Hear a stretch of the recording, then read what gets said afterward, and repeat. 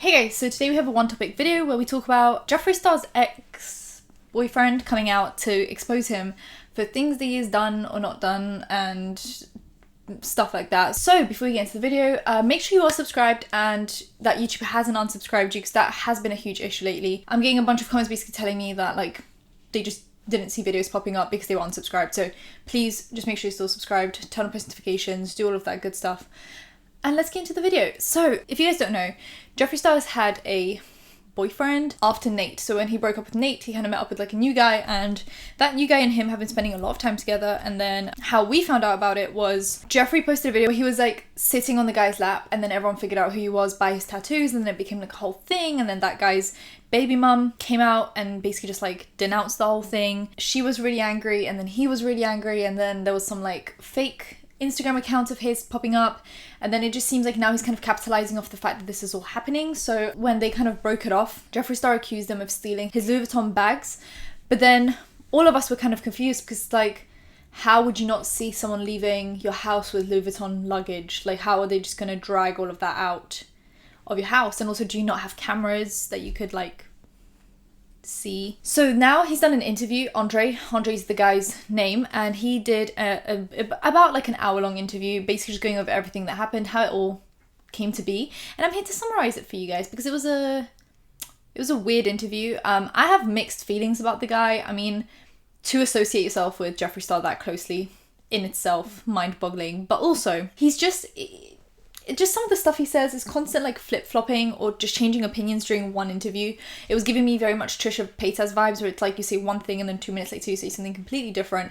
So let's just get into it. So they talk about the initial picture, which was they were just kind of like messing around, taking pictures for some like promo pics for Jeffree, and then they were like, oh, why don't you like sit on his lap, like Jeffree sat on Andre's lap, and then he was like, oh, like, do you mind if we post this? Do you think they'll recognize you? And he's like, oh, no, no one other than like my close circle will figure it out. And then everyone figured it out. It went kind of viral. The interviewer asks about, the fact that like, what were Jeffree's intentions with all of this? Because it seemed like, the reason why the picture went viral is because Jeffree was just being called out for some racist past and present and probably future, and then he suddenly has a black boyfriend, and it just kind of seems very convenient that this now leaks.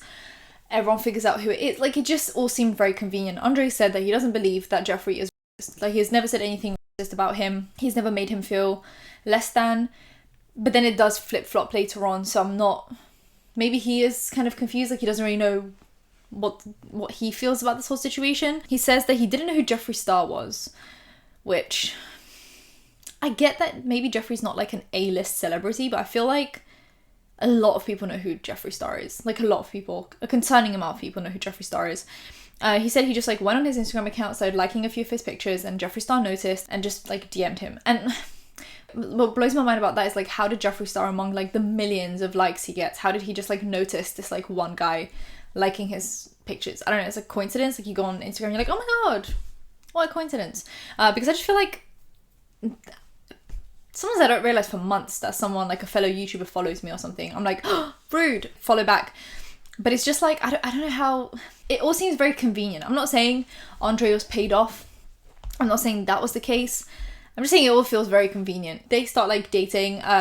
Then the interviewer keeps on asking like, what was your intention with Jeffree? Like, when you flew out to see him in LA, how long did you intend to stay there for? What was the intention? Were you intending to fly back? Was there a return ticket? He keeps on elaborating on the question, and Andre just keeps on avoiding the question. He goes like, oh, like, I was just looking for some peace. And he's like, okay, but like, was there a return ticket? Like, did you know how long you were going for? He's like, I was just looking for some peace. Like, it just seems like he's avoiding specific questions because maybe the answers are not what they want us to know. They go on to the topic of his baby mum. So like I hate the term baby mum. I know it's like a popular term. I just don't really like it. I don't know, but I don't want to keep on like dragging her into this. I don't want to like say her name or stuff like that. But anyway, the mother of his child, they bring her up, and he says, let's quote that he was never exclusive with her. To me, that sounds like they were never exclusive. They just got like accidentally, pregnancy happened, and then that's it, right? To me, that sounds like they were never actually dating, like exclusively dating. But then further down, like later on in the interview, he says that they were dating for a few months before she got pregnant, and that they were like seeing each other afterwards, which, I don't know, I feel like he first downplays the relationship to then kind of like switch back and forth. I don't know. He keeps on avoiding questions and it gets really cringy to watch. Like, there's secondhand embarrassment because the interviewer is trying really, really hard to like ask questions and get answers out there and kind of like help Andre's case in this situation. And it just, he keeps on avoiding questions. I don't know, it's just weird to watch. So then there's also some discrepancy. So for example, he says that he only had sex with the mother of his child like once a month, and then it goes into like once a week, and then he says, oh, multiple times a week. And I know that's kind of like insignificant in the grand scheme of the story, but just kind of goes to show like there isn't like a story, you know, like there is no like concrete like this is how it was. And I'm sure you kind of know the difference between once a week or multiple times a week and once a month.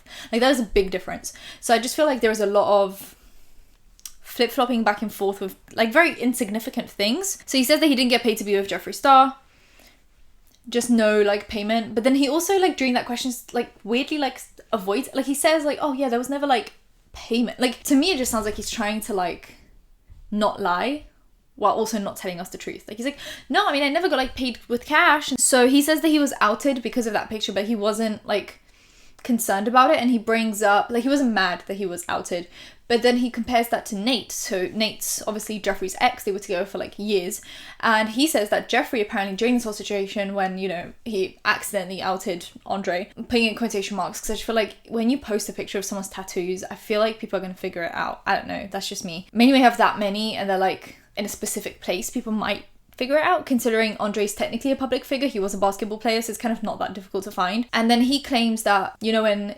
Nate got outed, like when it kind of came out that him and Jeffree are dating, apparently Nate had like a breakdown, like he was like really anxious about it, really stressed out, and Jeffree was like, oh, like I'm glad like you're not stressed out the way Nate was, essentially. So he kind of brings up Nate into this whole thing. That wasn't the last time he brought up Nate in this interview, and I'm gonna get into it. So he says that after everything he kind of felt used. He felt like, you know, when Jeffree kind of dropped him and was like, oh, you stole some stuff from me, he felt like all of this was just to help Jeffree's case, but like it wasn't about Andre or anything like that. Like he just kind of felt used. So then they go back to the topic of racism and if Jeffree is towards black people, and he says that he never felt racism towards him or black people, and he never like said any things about black people in front of him, but he said a lot of things about Asian people, which we've never been made aware of. So that's another thing to add to the list. Apparently on a daily basis he would make very stereotypical just disgusting jokes about Asian people, which is just what we needed to add to the Jeffree Star list of things. Then the interviewer, who's also a black man, is kind of like going hard on Andre because he's like, it just seems like you're making a lot of excuses for Jeffree. Jeffree, you know, someone that used you to look less racist. Like he keeps on asking him, like, do you think he's racist? And he goes, well, I mean, he did accuse me, a black man, of stealing, which is like a big and like nasty stereotype.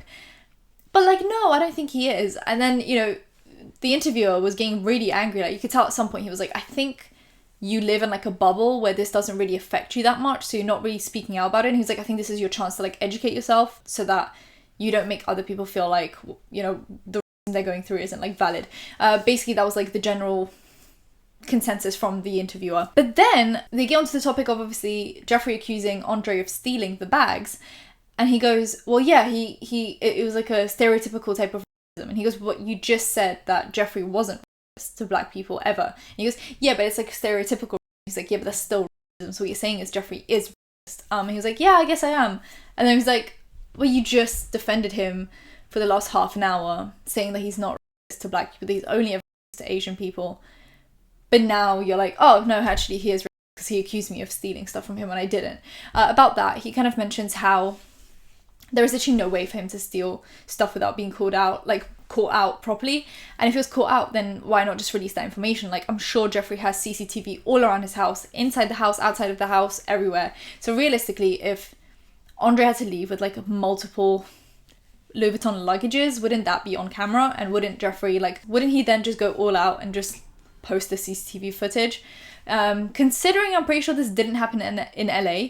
I'm not sure what state it happened in, but I know different states in America have different consent rules. Some states are two-party consent states. So for example, California is if you want to release footage of someone, like audio or visual, you have to get consent from both parties that are involved in the audio-visual situation, whereas some states you only need consent from the party that's technically just like filming the things. I could, in California, if I wanted to film someone in my house and then release it, I'd have to have the consent of the other person, but in some other states I could just film them and release it without their consent. So I'm not sure if that played a role in it somehow. I'm not American, so, you know, not really that versed on all the laws in all the different states, and I'm so confused by where Jeffree is living at this point. I'm just like, he is jumping around a little bit too much for my liking. I'm gonna need you to settle down in one spot so I know what to refer to.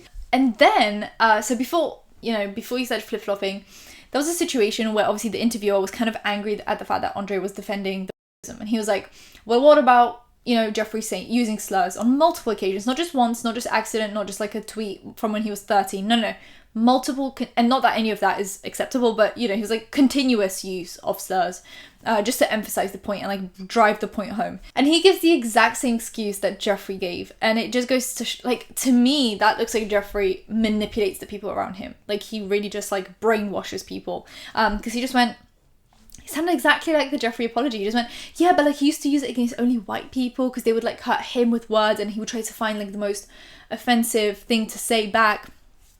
And it just, deja vu, like brought me right back to Jeffree's like initial apology for this. Like, it just really, like the quote, it just came flooding back. So I feel like maybe Jeffree's just like a master manipulator where he just like brainwashes people into like believing his lies. I don't know. So Andre claims that his mum liked Jeffree Star straight away, but she never liked the mother of his child, which is just like more shade towards the mother. He was so unnecessarily mean to the mother of his child. Like, the interviewer is trying to be really nice. He goes, you know, your baby mum, she's stunning, she's beautiful, by the way. And he goes, yeah, you know, she's beautiful, but just like in the movie Orphan, like if you take off the makeup, she just looks 50 years older. And I was like, or like he would be like, she's crazy, she's psycho, she did all of this to try and like drive a wedge between me and my son. And it's like, you're saying a lot of things, but it's all one-sided, because at the end of the day, everyone has their own side. There's the two sides, and then there's the truth in the middle, which is the third side. And until she comes out with her story, realistically, we don't really know who's correct and who isn't.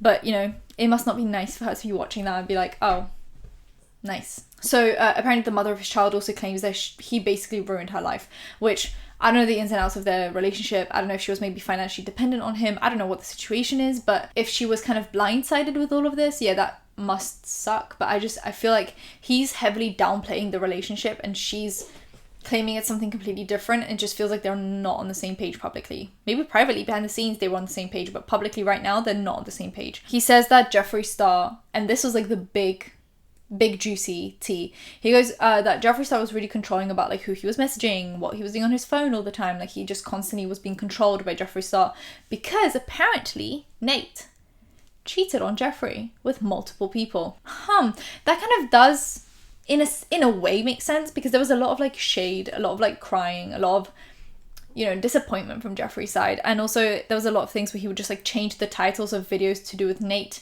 just like go back and change them. I don't know, it just seemed like a kind of a semi-messy breakup, except it wasn't messy publicly, but it, from the little things that Jeffree did publicly, it just seemed like privately things were not going well. Like, it wasn't like a civilized, we're just going our separate ways. And then obviously at the end of the interview, they go over the stealing, the stereotyping of black men stealing stuff, and how that is, and he goes over just how that would be completely impossible for him to steal stuff without being caught and without that being somehow released to the public, considering Jeffree literally releases everything and exposes people to the fullest. So he was like, if he always exposes people to the fullest, why wouldn't he just do it now in this situation where he quite clearly claims he has proof, or like it's kind of obvious that if this happened he would have proof.